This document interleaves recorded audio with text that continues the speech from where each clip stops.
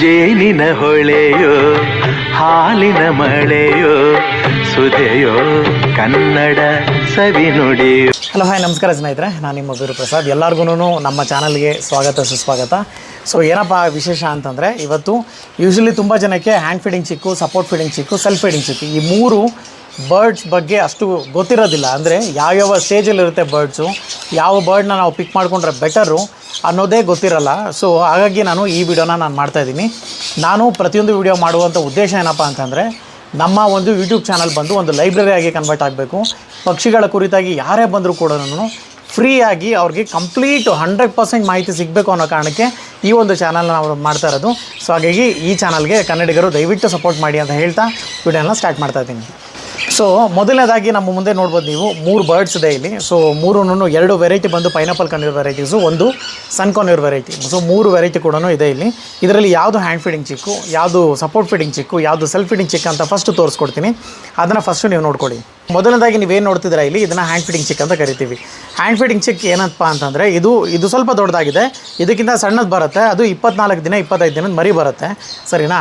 ಅದಕ್ಕೆ ಇನ್ನೂ ಮೈ ಮೇಲೆ ಬಂದು ಟ್ಯೂಬ್ ಫೆದರ್ಸ್ ಅಂತ ಕರಿತೀವಿ. ಅದು ಮಾತ್ರ ಓಪನ್ ಆಗಿರುತ್ತೆ ಅಷ್ಟೇ. ಇಷ್ಟೆಲ್ಲ ಕಂಪ್ಲೀಟಾಗಿ ವೇಂಡ್ ಆಗಿರಲ್ಲ. ಅಷ್ಟು ಚಿಕ್ಕ ಮರಿ ನಮ್ಮ ಹತ್ರ ಇಲ್ಲ, ಅದಕ್ಕೋಸ್ಕರ ನಾವು ಇದರಿಂದ ತೋರಿಸ್ತಾ ಇದ್ದೀನಿ ನಿಮಗೆ. ಈ ಒಂದು ಹ್ಯಾಂಡ್ ಫೀಡಿಂಗ್ ಚಿಕ್ನ ಯಾರಾದರೂ ತೊಗೋಬೇಕು ಅಂತಿದ್ರೆ ಅವ್ರಿಗೆ ನಾನು ಕೊಡುವಂಥ ಸಲಹೆ ಏನಪ್ಪ ಅಂತಂದರೆ, ಹ್ಯಾಂಡ್ ಫೀಡಿಂಗ್ ಚಿಕ್ಸ್ ಅಂತ ಬಂದಾಗ 24-25 ದಿನದ ಮರಿ ಅಂತ ಬಂದಾಗ ಅದನ್ನು ತುಂಬ ಹುಷಾರಾಗಿ ತುಂಬ ಜಾಗರೂಕತೆಯಿಂದ ನೋಡ್ಕೋಬೇಕು. ಮೊದಲನೇದಾಗಿ ನೀವು ಫುಡ್ನ ಫೀಡ್ ಮಾಡೋಕ್ಕೆ ಗೊತ್ತಿರಬೇಕು. ಫೀಡ್ ಮಾಡಿದ್ಮೇಲೆ ಅದು ಪ್ರಾಪರಾಗಿ ಡೈಜೆಷನ್ ಆಗ್ತಿದೆ ಅಂತ ತಿಳ್ಕೊಬೇಕು. ಡೈಜೆಷನ್ ಆಗ್ತಿದೆ ಅಂತಂದರೆ ಟೆಂಪ್ರೇಚರ್ನ ಪ್ರಾಪರಾಗಿ ನಾವು ಮೇಂಟೈನ್ ಮಾಡ್ತಿದ್ದೀವಿ ಅಂತ ಅರ್ಥ ಮಾಡ್ಕೋಬೇಕು.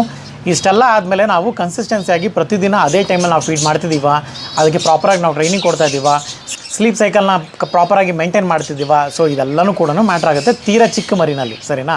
ಸೊ ಅದೇ ಸಪೋರ್ಟ್ ಫೀಡಿಂಗ್ ಸ್ಟೇಜಿಗೆ ಬಂದ್ಬಿಡೋಣ. ನೋಡ್ತಾ ಇರ್ಬೋದು, ಸಪೋರ್ಟ್ ಫೀಡಿಂಗ್ ಅಂದರೆ ಈ ಥರ ಬಂದುಬಿಡುತ್ತೆ ನಿಮಗೆ. ಸೊ ಇದು ಆಲ್ರೆಡಿ ಕಂಪ್ಲೀಟ್ ವೈಂಡ್ ಆಗಿರುತ್ತೆ, ಸಪೋರ್ಟ್ ಫೀಡಿಂಗ್ ಸ್ಟೇಜಲ್ಲಿ ಇರುತ್ತೆ. ಇದು ನೀವು ಬೆಳಗ್ಗೆ ಒಂದ್ಸಲಿ ರಾತ್ರಿ ಒಂದ್ಸಲಿ ಫೀಡ್ ಮಾಡಿಕೊಂಡ್ರೆ ಸಾಕು. ಇನ್ನು ಮಿಕ್ಕಿರೋ ಟೈಮಲ್ಲಿ ಇದು ಸೆಲ್ಫ್ ಫೀಡಿಂಗ್ ಕೂಡ ಮಾಡುತ್ತೆ, ಸರಿನಾ.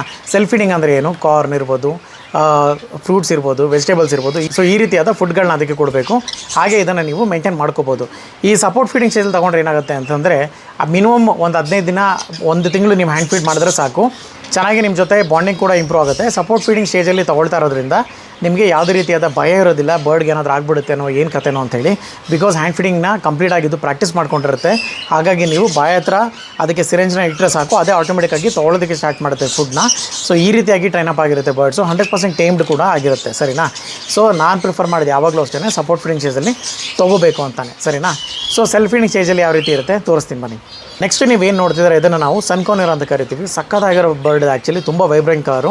ಈ ಥರ ಎಲ್ಲೋ ಪ್ಯಾಚಸ್ ಇದ್ಬಿಟ್ರಂತೂ ತುಂಬ ಬ್ಯೂಟಿಫುಲ್ ಆಗಿರುತ್ತೆ. ಬಿಕಾಸ್ ಇದು ಎಲ್ಲೋ ಡಾಮಿನೆಂಟ್ ಚಿಕ್ ಅಂತ ಕರಿತೀವಿ, ಸರಿನಾ.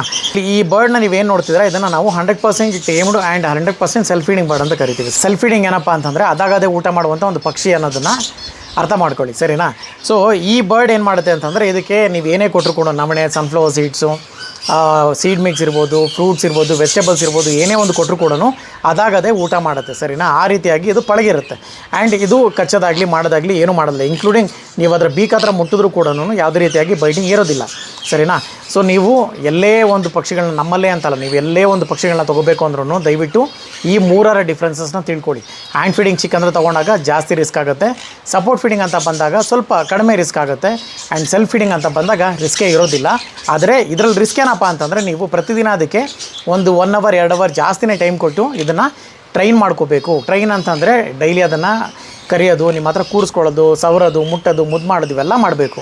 ಅದೇ ಸಪೋರ್ಟ್ ಫೀಡಿಂಗ್ ಸ್ಟೇಜಲ್ಲಿ ಇದ್ರೆ ಏನಾಗುತ್ತೆ, ಅದು ಊಟ ಕೇಳೋದಕ್ಕಾದರೂ ನಿಮ್ಮ ಹತ್ರ ಅದು ಬಂದೇ ಬರುತ್ತೆ. ಹಾಗಾಗಿ ಸಪೋರ್ಟ್ ಫೀಡಿಂಗ್ ಕೊಟ್ಟಷ್ಟು ನಿಮಗೆ ಬರ್ಡ್ ಬಂದು ನಿಮ್ಮ ಹತ್ರ ಬಾಂಡಿಂಗ್ ಬಂದು ತುಂಬ ಚೆನ್ನಾಗಿ ಇಂಪ್ರೂವ್ ಆಗಿಬಿಡುತ್ತೆ. ಆರಾಮ ನಿಮ್ಮ ಜೊತೆ ಅದು ಲೈಫ್ ಲಾಂಗ್ ಇರುತ್ತೆ, ಸರಿನಾ. ಸೊ ಈ ರೀತಿಯಾದ ಡಿಫ್ರೆನ್ಸಸ್ ನಾನು ಈ ವಿಡಿಯೋದಲ್ಲಿ ತಿಳಿಸಿದ್ದೀನಿ ಅಂತ ಅನ್ಕೊತೀನಿ. ಆ್ಯಂಡ್ ಪ್ರತಿಯೊಬ್ಬರಿಗೂ ಅರ್ಥ ಆಗಿದೆ ಅಂತ ಕೂಡ ನಾನು ಅನ್ಕೊತೀನಿ. ಸೊ ಹೇಟರ್ಸ್ಗಳು ಕಮೆಂಟ್ ಮಾಡ್ತಾನೆ ಇರ್ತಾರೆ, ಅವ್ರ ಬಗ್ಗೆ ತಲೆಗೆಡ್ಸ್ಕೊಳ್ಳಲ್ಲ ನಾನು.